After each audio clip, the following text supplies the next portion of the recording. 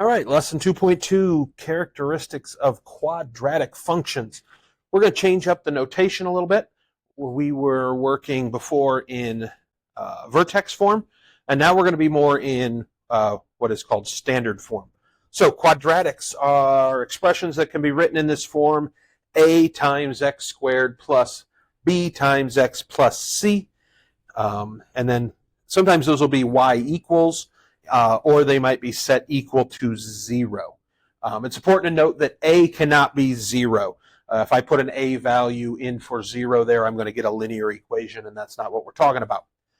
Other things, the middle of the parabola or the axis of symmetry is an x equals equation, and it is x equals negative b over 2a. See that right here? And the x-coordinate of your vertex is going to be that same thing, negative b over 2a.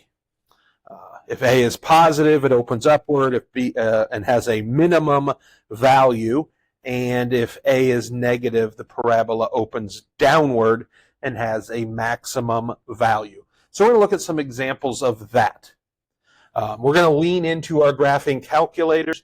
It's important to know the balance of when to pick up the old TI-83 or when Desmos is your preferred calculator. So let's just take a look at example 1. We have f of x equals x squared plus 3x minus 1. And if you are asked to make a table of values, it is my opinion that the TI-83 should be your go-to calculator. So on that TI-83, I'm going to go to y equals, and I am going to type in the equation that they gave us, right? This part right here. Even though it says f of x, I can put that into y1 of my calculator. So I type in x squared plus 3x minus 1. Right? If I want to get a picture of it in my head right away, for in my head, I can hit that graph button. And I can get a lot of information from that. I can see that it is an upward opening parabola, and I can also see whether it has a minimum or maximum. Right? On that graph on the screen, I can see that the values come in on the left side and they drop down to a low point. And that low point would be called the minimum. Right? So I can circle that up right there for minimum. Right? I see right here, right, it comes down, and this spot right here would be the minimum, the lowest point it's going to go. For the rest of the data, I am going to go to table, second, and then table. And what I am looking for is a spot on the graph where the data matches up. And this is actually not a very good first example, but we see here, if you follow my cursor, right, these y values have matches, right? So this 3 and this 3 here, right, at x equals negative 4 and x equals 1, they both produce 3. And x equals negative 3 and x equals 0 both produce negative 1, and x equals negative 2, negative 1 both produce an x equals or y equals negative 3 amount. So looking at data for this table, I see that negative 2 and negative 1 are going to be on both sides of the vertex. And I refer to this a lot as symmetry in the data. Right? And we see here that these both produce negative 1.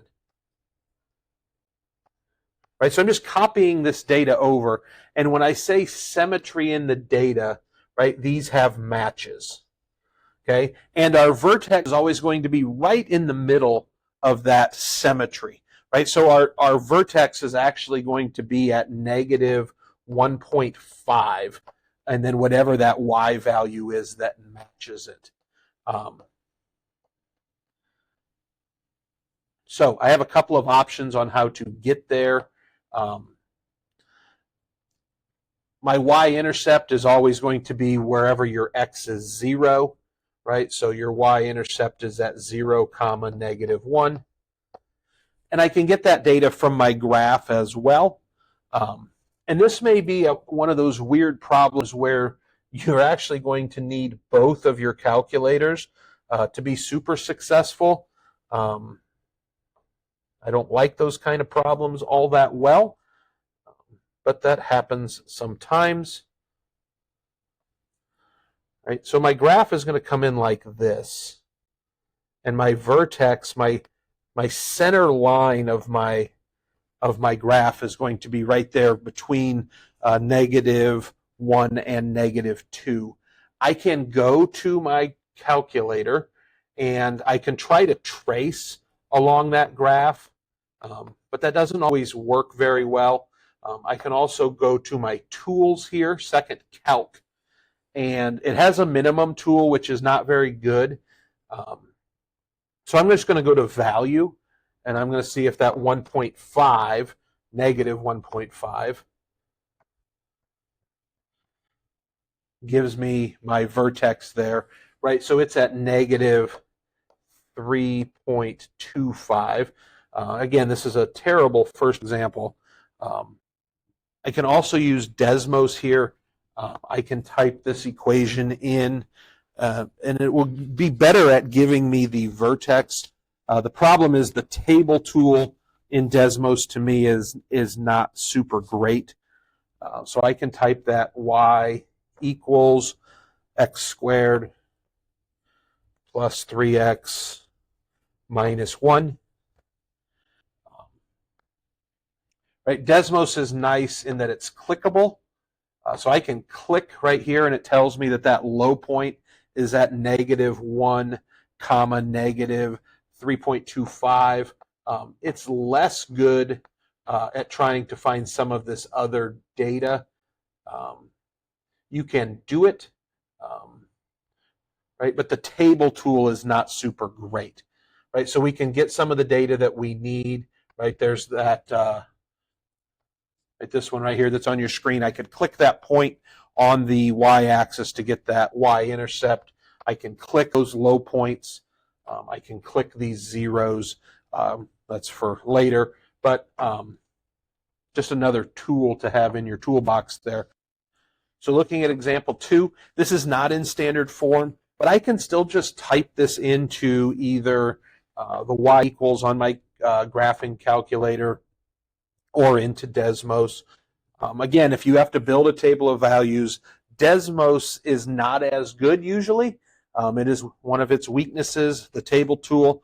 But let's go to my table here, right? And I see, if you follow my cursor on the y values here, right? I have 2, and then down here I have 2, and then I have the -3 and -1 both produce 5. And then right here at -2, I get an output of 6. So when I talk about that symmetry,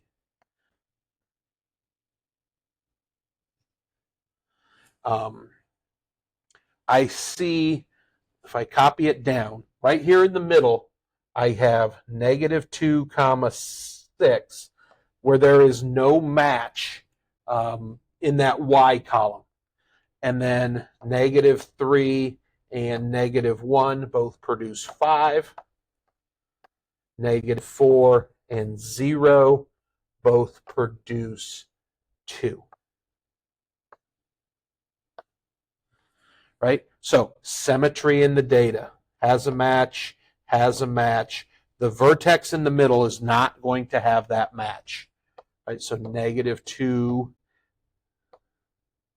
comma 6 is my vertex. -2, comma 6. I can go ahead and graph that right here.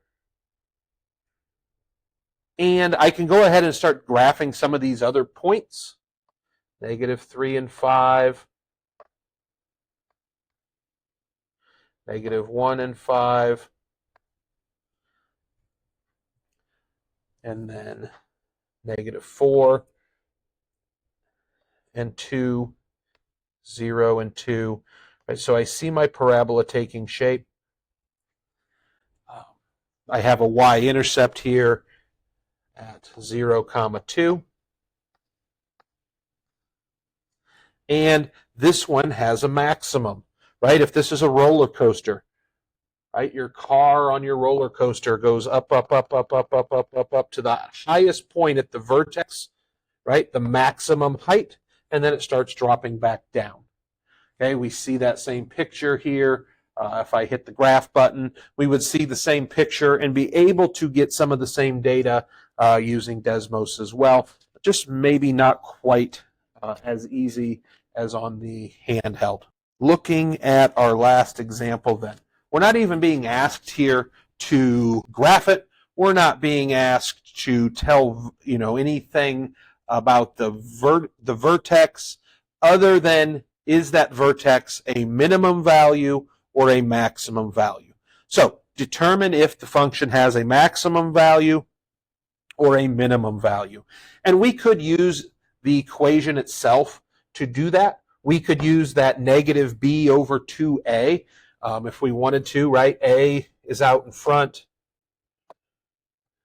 of x, and then b, and then c. So negative b over 2a gives me the x value of my vertex. I don't need to do that much work. Okay, in reality, I can just go to y equals. I can type that in. Negative x squared plus 2x plus 3. Right, I'm going to type that in. I can either go to my graph itself and go, oh, that's a maximum, right? Maximum. So here, determine if it has a minimum or maximum. Oh, it has a maximum. Right? And then I can use tools on the calculator to find that maximum. I might be better off to go to table and see if I can find that maximum in the table. Right? So I'm scrolling down the data looking for a high or low point. And I'm also looking for when the data starts, the y values specifically start to repeat themselves.